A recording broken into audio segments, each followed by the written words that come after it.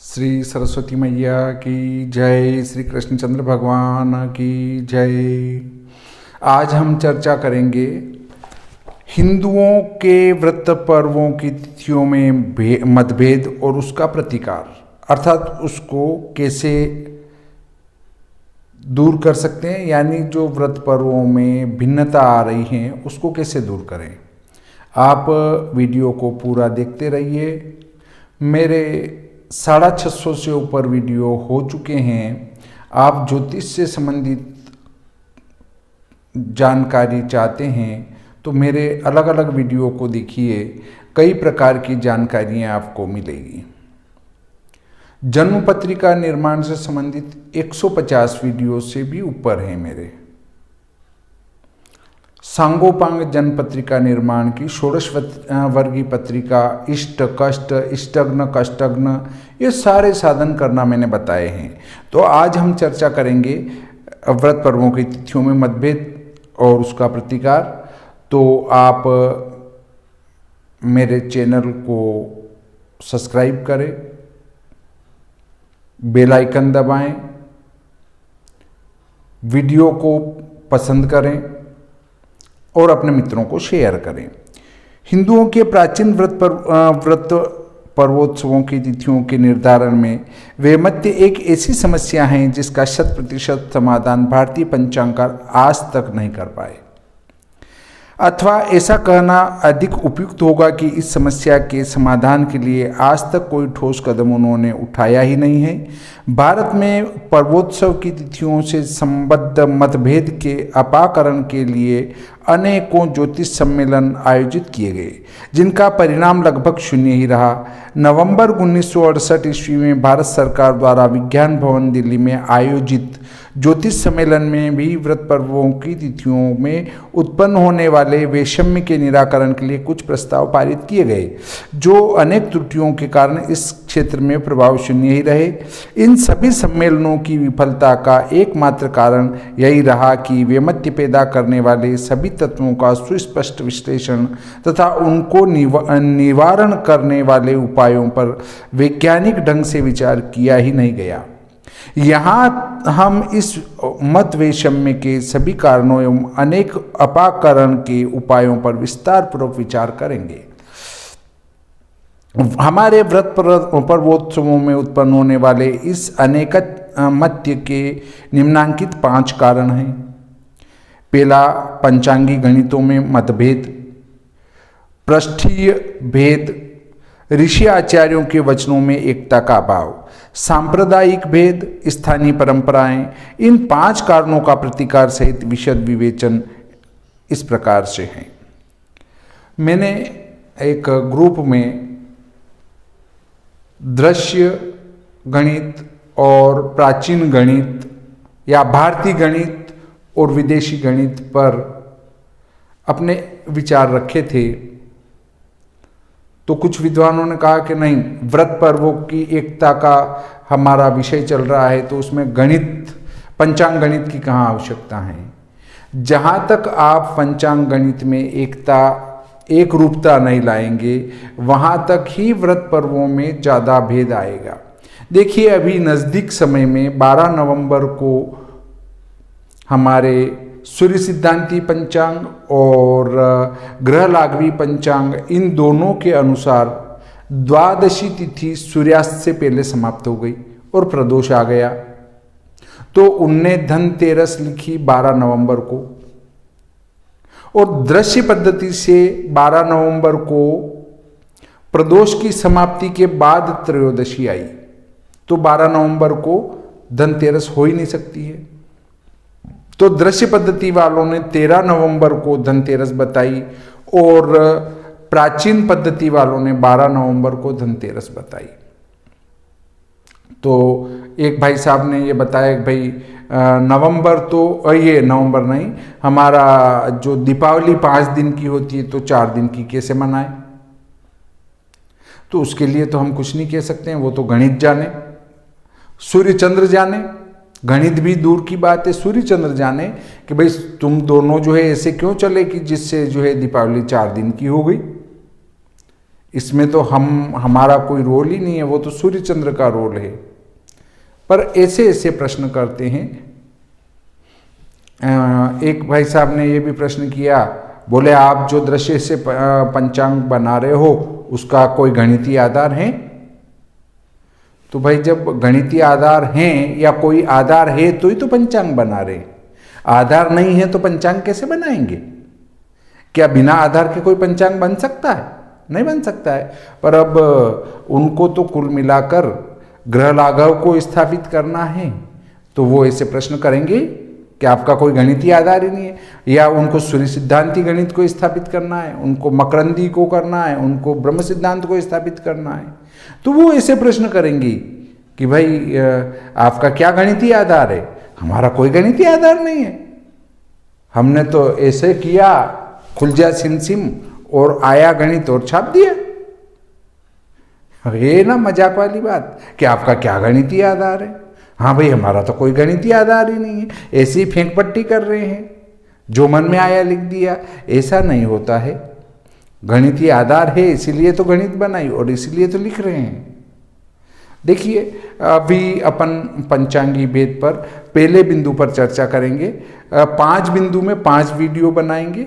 पहले बिंदु को ही हम देखते हैं। जहाँ तक गणित में एक रूपता नहीं आएगी वहाँ तक आपके व्रत पर्वों का भेद समाप्त हो ही नहीं सकता है। तो आजकल दृक् पक्षपाती पंचांगकार चित्रापक्षी निर्यण गणना को ही बहुमत से मान्यता दे रहे हैं। अतः इनके पंचांगों में गणित भेद से उत्पन्न होने वाला व्रत पर्वादि में मतभेद लगभग समाप्त ही हैं। कुछ एक 2-4 दृक् पक्षानुयायी पंचांगकार आज भी रेवत पक्ष को प्रामाणिक मानकर तदनुसार अपने पंचांग बना रहे हैं। कुछ पंचांगकार सूर्य, ब्रह्म, मकरंद आदि पक्षों का अनुसरण करते हैं, जिससे इन पंचांगों द्वारा निर्णीत व्रतोत्सवों की तिथियां चित्रापक्षी पंचांगों द्वारा निर्णीत तिथियों से अनेकदा मेल नहीं खाती हैं। अलग अलग पक्षों से जो आप पंचांग बनाएंगे तो वो आपस में मेल कैसे खाएगी? अब इसी पर एक व्याख्या है कि ब्रह्म, सौर, आर्य, मकरंद आदि लगभग सभी प्राचीन पद्धति द्वारा साधित तिथ्यादि संक्रांति कालों में भी परस्पर कुछ न कुछ अंतर अवश्य रहता है, जिससे इन पक्षों के पंचांगों द्वारा निर्णीत व्रत पर्वादि की तिथियों में भी कभी कभी मतभेद का प्रसंग उपस्थित हो जाता है। ब्रह्म पक्ष और सूर्य सिद्धांत की सूर्य संक्रांति के कालों में लगभग 8-9 घटी तक का अंतर रहता है, जिससे इन पक्षों के पंचांगों में कई बार अधिक मास के बारे में भी मतभेद देखा गया है। विक्रम संवत 2039 के क्षय मास के उत्तरवर्ती अधिक मास के बारे में भी इन पक्षों में मतभेद हैं। यहाँ सूर्य सिद्धांत द्वारा फाल्गुन तथा ब्रह्म पक्ष द्वारा चैत्र अधिक मास पड़ता है, जिससे इन मासों से संबद्ध व्रत पर्वों में इन पक्षों के पंचांगकार एक मत नहीं हो सके। अब देखिए, इस भेद को दूर करने के लिए यह आवश्यक है कि सभी भारतीय पंचांगकार बहुमत से स्वीकृत चित्रापक्षी निर्यण दृक् तुल्य गणना को ही आधार मानकर अपने अपने पंचांगों की रचना करें। अन्यथा व्रतादि की तिथियों में मतभेद दूर नहीं होगा, किंच कालांतर में यह मतभेद उत्तरोत्तर विकट से विकटतर होता जाएगा। क्योंकि भारत सरकार द्वारा नियुक्त कैलेंडर रिफॉर्म कमेटी के विद्वान सदस्यों तथा केतकर, दीक्षित आदि अन्य भारतीय ज्योतिर्विदों ने चित्रापक्षी निर्यण दृक् गणना को ही स्वीकार्य घोषित किया है और लगभग सभी दृक् सिद्ध पंचांगकारों ने इसे मान्यता भी दी है। अतः यह आवश्यक है कि इस पक्ष से विमुख चलने वाले परिगणित कुछ एक पंचांगकारों को भी इसी पक्ष को एक मत्य की दृष्टि से स्वीकार कर लेना चाहिए। जैसा कि इस जो है पहले स्पष्ट करेंगे इसके संबंध में भी कि भारतीय ज्योतिष का इतिहास बतलाता है, हमारे निर्यण प्रारंभ बिंदु में करण सिद्धांत ग्रंथकारों ने काले काल अनेक बार परिवर्तन किया है। अयनांश का निर्णय एकमत्य से ही संभव है, इसके अतिरिक्त और कोई विकल्प है ही नहीं। चित्रापक्षी दृक् तुल्य पंचांगों में भी चंद्र आदि के अनेक छोटे मोटे संस्कारों की उपेक्षा के कारण अनेकत्र इत्यादि में कुछ मिनटों का परस्पर अंतर उपलब्ध होता है, जिससे अनेक व्रत पर्वों में यदा कदा दृक् पक्ष के अनुसार भी मतभेद पैदा हो जाता है। किंच दृक् पक्ष का अनुसरण करने वाले अनेक पंचांगकार केतकी, ज्योतिर्गणित आदि भिन्न भिन्न करण ग्रंथों तथा सारणियों से अपने अपने पंचांग बनाते हैं। मंद, शीघ्र आदि फल इन ग्रंथों में एक एक, दो दो, तीन तीन या इससे भी अधिक केंद्रांशों के अंतर पर दिए होते हैं, जिससे अभिष्ट केंद्रांश का फल प्राप्त करने के लिए अनुपात का आश्रय लिया जाता है। ये सभी फल ज्या प्रकृति हैं, अतः अनुपात से ज्ञात फलों में स्थूलता रहती है, जिससे ग्रह भोगों में कुछ न कुछ स्थूलता लगभग अनिवार्य रूप से आ ही जाती है। यह स्थूलता कभी कभी तो कलाओं तक भी पहुंच जाती हैं और फलस्वरूप एक ही आकाशीय घटना, तिथ्यादि, ग्रह स्थिति आदि में कलाओं और मिनटों, कहीं कहीं अल्पगति वाले ग्रहों के 4 आदि में घंटों तक का अंतर इन एक पक्षी पंचांगों में भी देखने को मिलता है। देखिए, जो चाप वगैरह ये होते हैं वो गोलाकार होते हैं। अब देखिए, इसमें ये चाप होते हैं, वो ग्रह गति ऐसे करते हैं गोलाकार। यदि हम ऐसे करें तो सीधी गति करने वालों के लिए तो हम वो सारणी से मान लेंगे तो पूरा सही आएगा, परंतु जहाँ चाप होते हैं वहाँ पर यदि आप अनुपात से किसी सारणी से मान लेते हैं तो वह मान लेना भी एक आपके गणित में स्थूलता उत्पन्न करेगा, क्योंकि चाप जैसे होता है ये चाप कहलाता है। तो इस चाप में इस ग्रह की गति गोलाकार होती है, ऐसे गोल की तरफ चलती हैं, तो इसका जो गणना की जाती है वो प्रत्येक अंश, कला, विकला, प्रतिविकला की भी सूत्र के द्वारा ज्ञात की जाएगी उसमें, और एक आप अनुपात से ज्ञात करेंगे उसमें अंतर आएगा। तो वही अंतर आपके गणित और गणित में अंतर आने से आपके तिथ्यादि के प्रवेश समाप्ति काल और ग्रहों के प्रवेश काल आदि, राशि परिवर्तन काल, नक्षत्र परिवर्तन काल में भी अंतर उत्पन्न करेंगे। अब आगे चलते हैं तो इस थोड़े से अंतर से भी अनेक संदिग्ध स्थलों पर व्रतादि की तारीखों में एकता पैदा करना कठिन हो जाता है। ऐसे सभी संदेहास्पद स्थलों पर नाटिकल आल्मनाक से निर्णित चित्रापक्षी निर्णय ग्रह स्थिति को ही प्रामाणिक मानकर व्रतादि की तिथि का निर्णय करना होगा। तो कुछ स्थानों पर नाटिकल आल्मनाक को प्रामाणिक मानकर आपको व्रत पर्वों का निर्णय करना होगा, परंतु इसके संबंध में पहले मैं ये पूरा सुना देता हूँ, फिर एक सुझाव मैं और दूंगा। सन 1968 ईस्वी की 19-20 नवंबर को विज्ञान भवन दिल्ली में आयोजित पंचांग गोष्ठी में पारित प्रस्ताव के अनुसार सूर्य में 5 विकला तथा चंद्रमा में 30 विकलाओं की स्थूलता को भारतीय पंचांगों के लिए क्षम्य ठहराया गया है। इस प्रस्ताव के अनुसार विभिन्न दृक् पक्षानुयायी चित्रापक्षी पंचांगों की तिथ्यादि में 2-3 पलों तक का परस्पर अंतर रहने पर भी सभी पंचांगों को समान रूप से मान्यता मिलनी चाहिए। तिथ्यादि में 2-3 पलों का थोड़ा सा पारस्परिक अंतर होने पर इन पंचांगों से ऐसे व्रत पर्व की तारीखों का निर्णय असंभव हो जाएगा, जहां व्रत पर्व के नियामक तत्व प्रदोष, निशीथ, मध्याह्न आदि की समाप्ति या प्रारंभ के काल में अभिष्ट तिथ्यादि का संयोग या अंतर 2-3 पलों के लगभग या इससे कम होगा। सूर्य भोग में 5 विकला की अशुद्धि से संक्रांति काल में तो 2 मिनट की अशुद्धि होगी, जिससे सूर्योदय वार प्रवृत्ति से 2 मिनट तक आगे पीछे घटित होने वाली संक्रांति के वार में अंतर निश्चित रूप में आ जाएगा। ऐसे स्थलों पर उपरोक्त पंचांग गोष्ठी द्वारा पारित प्रस्ताव कोई समाधान नहीं देता, अतः स्पष्ट है इस पंचांग गोष्ठी द्वारा समर्थित यह प्रस्ताव व्रतादि में एक मत्य की दृष्टि से दोषमुक्त नहीं है। हाँ, नाटिकल आल्मनाक जैसी परम सूक्ष्मता सभी पंचांगों में संभव नहीं है। नाटिकल आल्मनाक जो भारत सरकार का पंचांग है, जो 13 भाषाओं में निकलता है अलग अलग, एक ही पंचांग में 13 भाषा नहीं होती है। हिंदी भाषा का अलग है, मराठी का अलग है, गुजराती का अलग है, तो ऐसी अलग अलग 13 भाषाओं में वो पंचांग निकलता है। तो वैसी सूक्ष्मता आप अपने पंचांग में नहीं ला सकते हैं। अतः सूर्य चंद्र में उपरोक्त स्थूलता को भारतीय पंचांगों के लिए स्वल्पांतरत्वेन सह्य घोषित करना न्याय एवं आवश्यक तो है, परंतु इस सह्य स्थूलता से व्रतादि में कभी कभी उत्पन्न होने वाले मतभेद को दूर करने के लिए भारत के सभी पंचांगकारों को नाटिकल आल्मनाक को अंतिम रूप से मान्यता देनी ही होगी, क्योंकि गणित की सूक्ष्मता और द्रक प्रत्यय की दृष्टि से यह निसंदेह प्रामाणिक हैं। पंचांग गणित की इस तथाकथित उपेक्ष स्थूलता से व्रत पर्वों की तिथियों में उत्पन्न होने वाले मतभेद को दूर करने के लिए इंडियन नाटिकल आल्मनाक एंड एफेमेरिज का प्रकाशन वर्षारंभ से 10-12 मास पूर्व ही हो जाना नितांत आवश्यक है। अर्थात नाटिकल आल्मनाक जो है वो 10-12 माह पूर्व तैयार हो जाना चाहिए, ताकि भारत के सभी पंचांगकार व्रतादि निर्णय में यदा कदा उत्पन्न होने वाली दुविधा से मुक्त हो सके।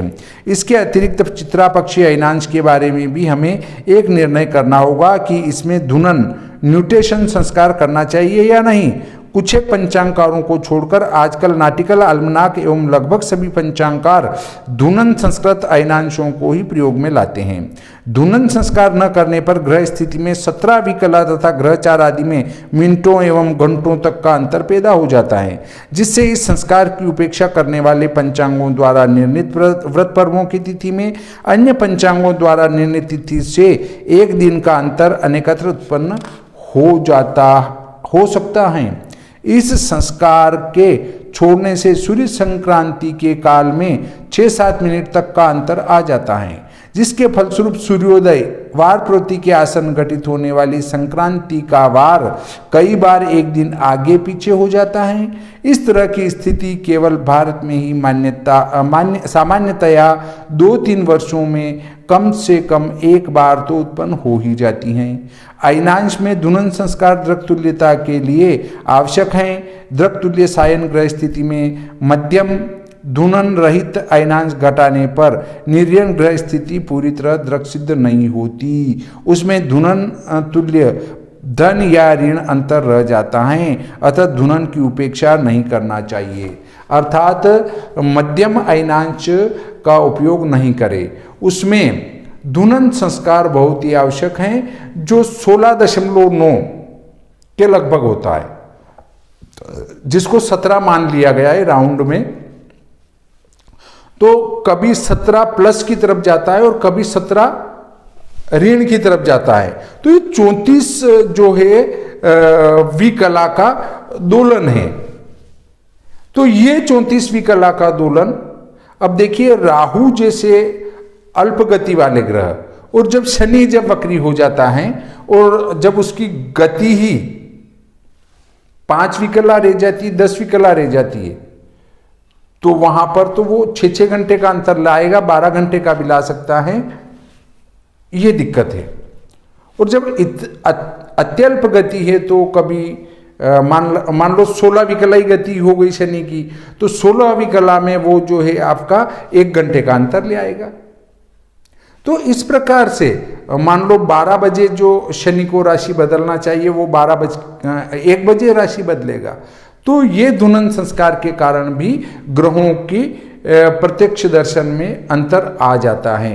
तो अयनांश को धुनन संस्कार युक्त ही लेना चाहिए। और इसके लिए मैंने 250 वर्षों के धुनन संस्कार युक्त अयनांश निकालकर अपनी पुस्तक विश्व सायन लग्न सारणी में दे दी है। आपको कोई मेहनत नहीं करना है, केवल औसत 8-8 दिन के अंतराल पर एक विकला जोड़ दो। प्रत्येक महीने की 1 तारीख का धुनन संस्कार युक्त अयनांश आपके पास है, उसमें जोड़ना है केवल। अगर आपका 7 तारीख के लगभग जन्म हुआ है तो 1 तारीख के अयनांश में 1 विकला जोड़ दो। 15 तारीख के लगभग हुआ है या 14 तारीख के लगभग हुआ है तो आप उसमें 2 विकला जोड़ दो। 21 के लगभग हुआ है तो 3 विकला जोड़ दो, बाद में 4 विकला जोड़ दो। ये आपके अयनांश साधन हो गए। केवल देखकर ही आप अयनांश मेरी पुस्तक से निकाल सकते हैं, जिसका नाम है विश्व सायन लग्न सारणी। परंतु ये अकेली नहीं आती, इसके साथ में आएगी विश्व दिनमान सारणी, दोनों का एक सेट है ये। तो इससे आप अच्छी तरह से जानकारी प्राप्त कर सकते हैं। तो आपके पास अगर आपको धुनन संस्कार नहीं आता है तो धुनन संस्कार कैसे करें उसका सूत्र भी उसमें दिया है, कालांतर संस्कार कैसे करें वो भी सूत्र उसमें है, और उसके बाद आप गणित नहीं करना चाहते हैं तो सीधा बना बनाया भी आयनांश आपको मेरी पुस्तक में मिल जाएगा। यहाँ हमें सूर्य चंद्र के उदयास्त काल को भी पूरी तरह परिभाषित करना होगा। कुछ पंचांगकार वार प्रति आदि के निर्णयार्थ सूर्य चंद्र के गणितागत उदयास्त काल, किरण वक्रीभवन संस्कार रहित बिंब केंद्रोदय काल को, और कुछ पंचांगकार क्षितिज के साथ बिंब शीर्ष के दृश्य किरण वक्रीभवन संस्कार संस्कृत संपर्क को ही स्वीकार करते हैं। किरण वक्रीभवन संस्कार संस्कृत बिंब केंद्रोदय को भी कुछ पंचांगकार वारादि की प्रवृत्ति के लिए ग्राह्य समझते हैं।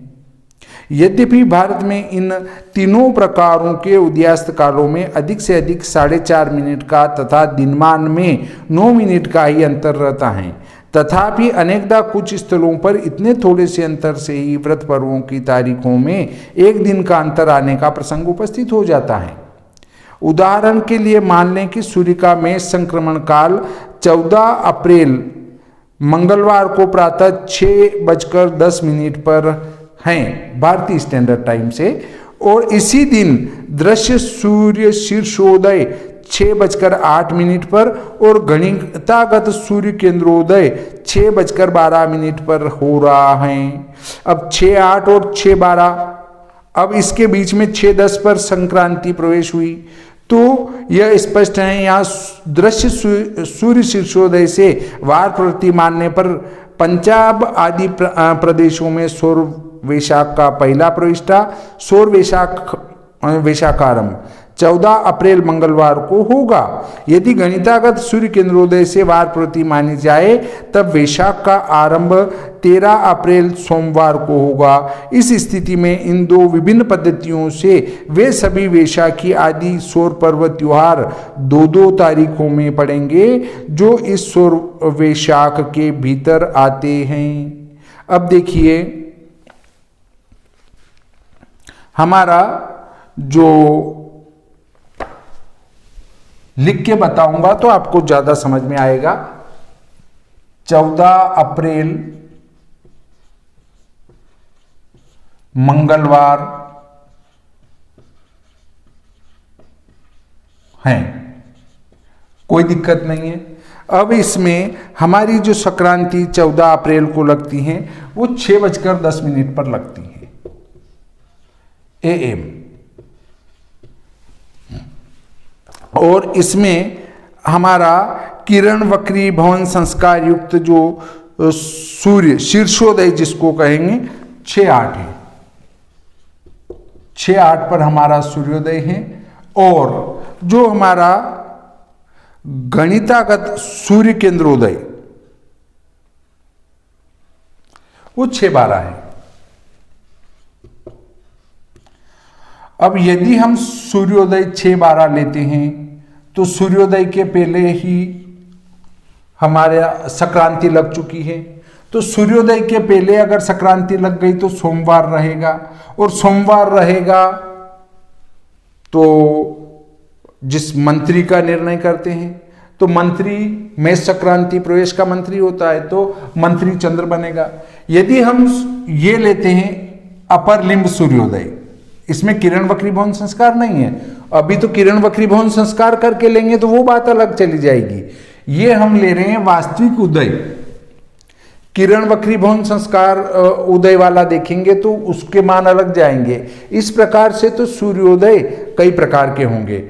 हम मानते हैं भारतवासी इसको, पाश्चात्य में मानते हैं इसको, तो यदि इसको लेते हैं तो मंत्री मंगल होगा, और संक्रांति का प्रवेश काल भी मंगलवार को होगा, और संक्रांति का प्रवेश मंगलवार को होने से मंत्री मंगल, वैशाख जो बंगला वैशाख मास प्रारंभ भी इस दिन होगा 14 को।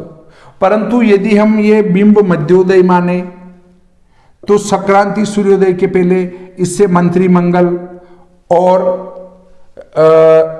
बंगला वैशाख मास प्रारंभ भी 13 तारीख को होगा, और 14 तारीख को 2 तारीख हो जाएगी उसकी। तो इस प्रकार से हमारे व्रत पर्व भी 2-2 दिन हो जाएंगे, एक मत से इस दिन, एक मत से इस दिन। तो इस भेद को भी हमें मिटाना पड़ेगा कि सूर्योदय कौन सा ग्रहण करें। देखिए उसके बाद आगे चलते हैं। हमारे लगभग सभी व्रत पर्वों के निर्णायक सिद्धांत ऐसे असहिष्णु सेंसिटिव हैं जिनके द्वारा निर्णय करते समय अनेक स्थलों पर तिथ्यादि समाप्ति काल, सूर्य चंद्रोदयास्त तथा दिनमान आदि में एक पल की कमी वेशी से भी व्रत पर्व उत्सव की तारीख वार में अंतर आने का प्रसंग आ ही टपकता है। ऐसा प्रसंग भारत में ही लगभग प्रतिवर्ष एक आधा वार तो उपस्थित हो ही जाता है। यहाँ हम सन 1978 ईस्वी के एक ऐसे प्रसंग को उदाहरण के रूप में रख देना उचित समझते हैं। सन 1978 की 14 जनवरी को चित्रा पक्षी निर्यण मकर संक्रांति का काल भारतीय स्टैंडर्ड टाइम से 7:33 था। अमृतसर पंजाब में इस दिन वार प्रवृत्ति किरण वक्रीभवन संस्कृत सूर्यबिंब शीर्षोदय काल के अनुसार 7 घंटा 31 मिनट और गणितागत सूर्योदय के अनुसार 7 घंटा 35 मिनट पर हुई। दोनों के अनुसार यहाँ मकर संक्रांति का पर्व उत्सव 2 भिन्न भिन्न तारीखों 13 और 14 जनवरी को होना चाहिए था।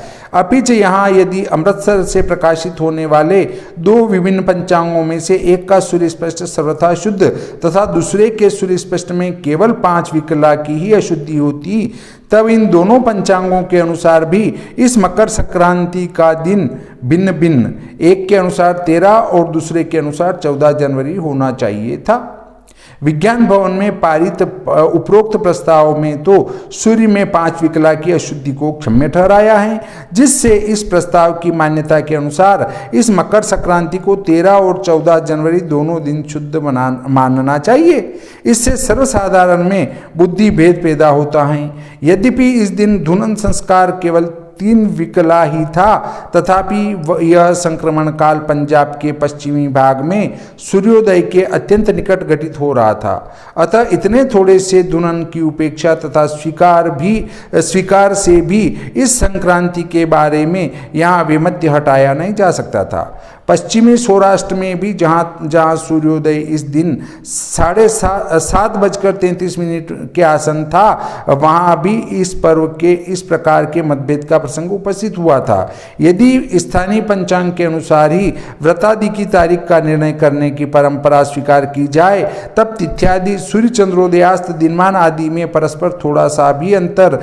रखने वाले विभिन्न पंचांगों द्वारा किसी भी भारतीय व्रत पर्व की तिथि का निर्णय विश्व के किसी न किसी भाग में प्रतिवर्ष अनेक मध्य उपस्थित करेगा ही। अतः हमें व्रतादि निर्णयोपयोगी प्रत्येक तत्व को स्पष्ट रूप से पूरी तरह परिभाषित करना ही होगा।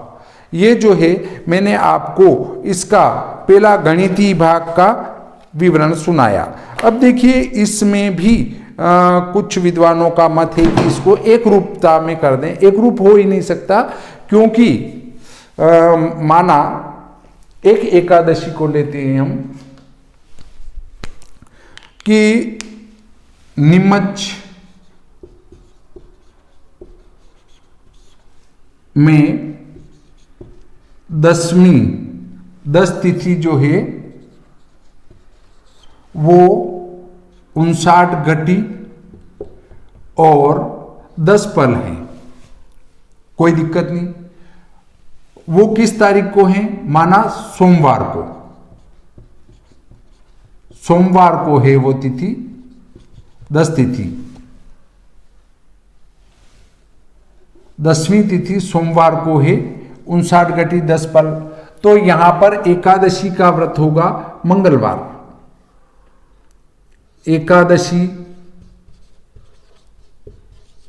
व्रत मंगलवार,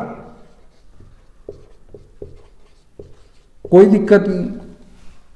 अब यदि हम यहां से उठ के वाराणसी चले जाते हैं तो वहां पर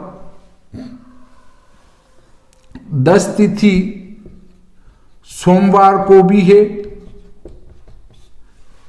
मान लेते हैं ये यहां 60 घटी पूरी हो गई, और 10 तिथि मंगलवार को भी है। मंगलवार को मान लेते हैं वो 1 घटी है, 1 घटी और 10 पल है, कोई दिक्कत नहीं है। अब एकादशी वहां पर बुधवार को है, बुधवार को है, वो घटने लग गई तो अपन मान लेते हैं कि वो 50 पल ही रह गई, 50 पल ही बुधवार को रह गई। तो नीमच में एकादशी का व्रत होगा मंगलवार को, परंतु वाराणसी में एकादशी का व्रत होगा बुधवार को, क्योंकि एकादशी नीमच में तो रहेगी मंगलवार को और वाराणसी में 10वीं तिथि रहेगी, इसलिए उनको व्रत करने का 11 बुधवार को। अब यदि हम ये सोचें, कुछ का सुझाव है कि 82 डिग्री 30 कला और 23 अंश 11 कला, अर्थात रेखांश 82 30 और अक्षांश 23 11 पर पंचांग निर्माण कर उसमें जो व्रत आते हैं उनको आधार पर लिखा जावे। 82 30 पर लिखेंगे तो जो ये उदाहरण है इसके अनुसार वहां के पंचांग में दर्शाया जाएगा 10वीं मंगलवार, हम हमारे पंचांग में लिखेंगे एकादशी मंगलवार, और बुधवार को हम लिखेंगे द्वादशी और ये लिखेंगे बुधवार को एकादशी। तब हम द्वादशी पंचांग में लिखेंगे और उस दिन बुधवार को हम एकादशी व्रत लिखेंगे। तो लोग पूछेंगे साहब ये 12 को आप 11 का व्रत कैसे लिख रहे हो? तो उसका जवाब क्या देंगे? क्या आपके पास कोई उत्तर है इसका? नहीं है, परंतु मैं बताता हूं कि इसका उत्तर क्या होगा। आप एक ही मत से पंचांग का निर्माण करें दृश्य पद्धति से, और उसमें जो ये स्थिति बन रही है तो जितने भी पंचांग करता है वो एक लाइन डाल दें कि इस लाइन से पूर्व में एकादशी का व्रत होगा बुधवार को और इस लाइन से पश्चिम में एकादशी का व्रत होगा मंगलवार को। अब जब सारे पंचांगकर्ता एक बात लिखेंगे तो कोई समस्या नहीं आएगी। इधर वाले व्रत इस दिन कर लेंगे, इधर वाले व्रत इस दिन कर लेंगे, 2-2 दिन व्रत पर होने की कोई समस्या नहीं है। अब वर्तमान में हो क्या रहा है कि एक तो ये व्हाट्सएप ने सारा गुड़ गोबर एक कर दिया, फेसबुक में कर दिया, क्योंकि कलकत्ता वाले ने कोई पंचांग निकाल के ने उसको डाल दिया व्हाट्सएप पर। अब वो पंचांग के अनुसार मान लो बुधवार की 11 हो रही है और वो फैल गया पूरा गुजरात में भी और नीमच में भी और पश्चिमी मध्य प्रदेश में भी, तो यहाँ हो रही मंगलवार को। अब उनने ऐसे ही व्रत पर्वों का गुड़ गोबर एक कर डाला कि वो किसी ने एक सेट किया पंचांग और व्हाट्सएप पे डाला और वो पूरे भारत में फैल गया। एक तो ये व्हाट्सएप की बातें मानना ही नहीं चाहिए।